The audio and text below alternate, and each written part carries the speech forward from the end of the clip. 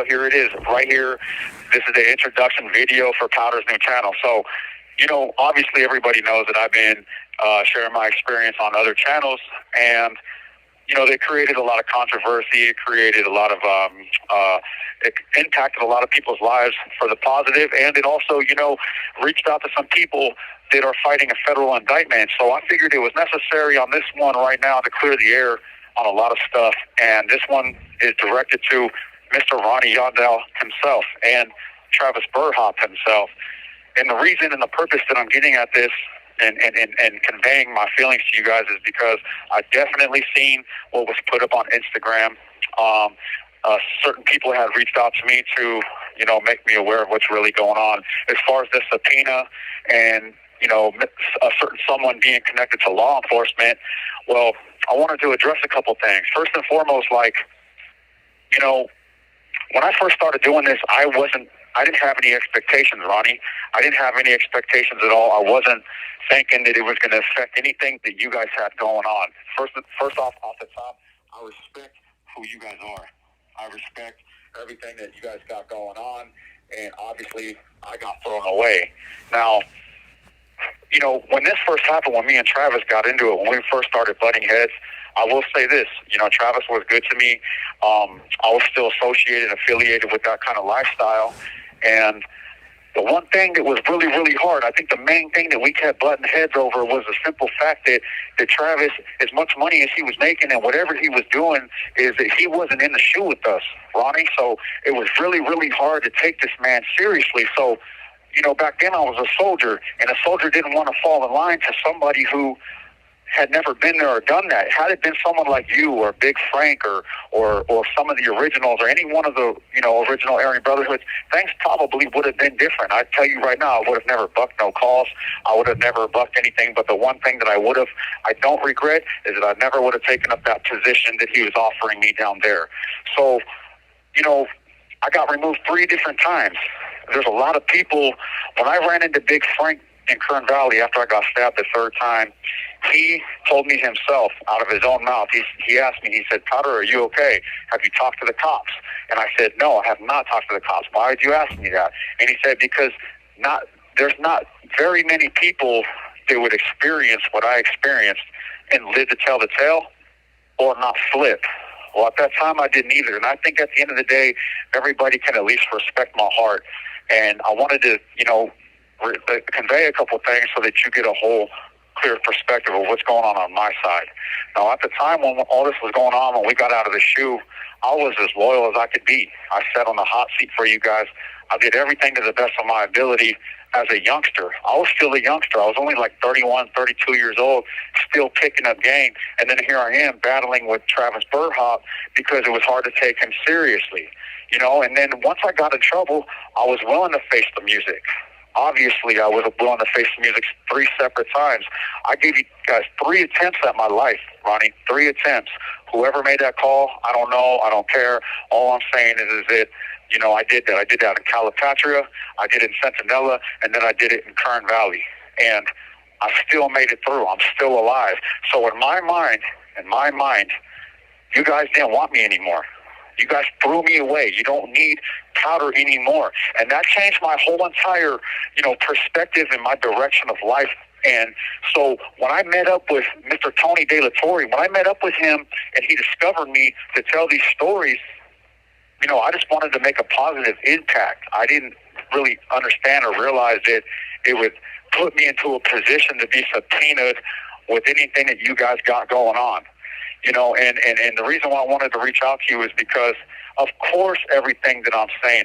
Now, one thing I want to get clear is that IGI, they're not forcing me to lie about nothing, okay? However, everything that I've been sharing, of course, it's just entertainment, bro. There's no need to put me into any type of subpoena or any type of position because, the stuff I'm telling is not real stuff. I mean, it's real examples of what could really happen, but it's not real. And I want everybody to know that when they, hear this video. I did the same thing when I was on Tony's channel on Isolated Minds on my last story. I didn't want to, get you guys caught up in any type of things, but, some families, they wanted clarity of things that I knew about. They wanted confirmation. They wanted closure on some things that I know about. And to the best of my ability, I would give them that because I believe that they had that coming. You know, some people their lives were taken, and some of them were real young, and there's a lot of things I disagreed with. But I will say this, you know, you guys. This call and your telephone number will be monitored and recorded. So after the third time, and I survived these attempts on my life, I started seeing things a little bit differently. I started seeing the fact that this is where it got me, that obviously, you know, I'm not supposed to be an Aryan Brotherhood, or I'm not supposed to be Peni, or I'm not supposed to be these type of things. So I started trying to see things in a different light. It doesn't mean that I don't respect what everybody else is doing. It doesn't mean, I'll tell you right now, anything that I'm trying to do, I am not trying to take down anybody or add any type of more fuel to the fire with the indictment or any cases that you or Travis or anybody or anything have going on. All I want to do is just try to share my experience to the best of my ability. But now that I'm on my own channel, I can make my own decisions and I can do things the way I want to. And this is my very first video opening up. And like I said, I got your messages through Instagram, and I'm not trying to be involved in those subpoenas. And I hear you clearly. And hopefully, you know, once you hear this story and hear what I have to say, that maybe you guys can have a little bit of respect about what I'm doing, you know. And so I'm going to change some things on this channel, and I still will make it clear again that all the stories that I was telling on stories written by current prisoners and isolated minds, that was not 100% accurate stories. Those were just obviously for entertainment purposes, but at the same time, it's real examples of real things that would really happen in prison. So I'm hoping that when you get this message right here, maybe you could answer a couple questions for me.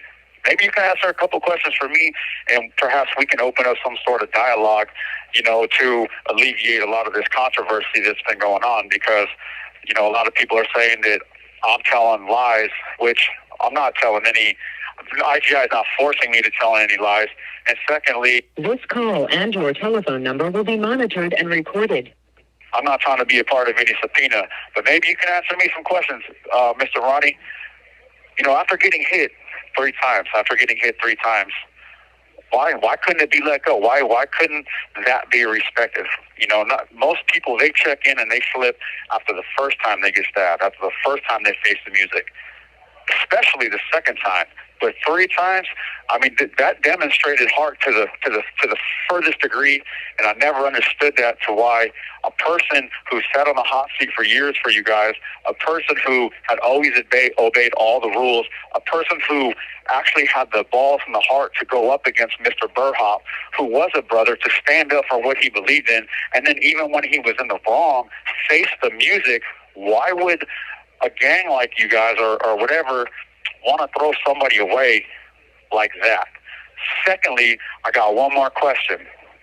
When all this was going down, when me and Travis were butting heads, and you know, I was refusing to obey his laws down there, why did he deal with me himself?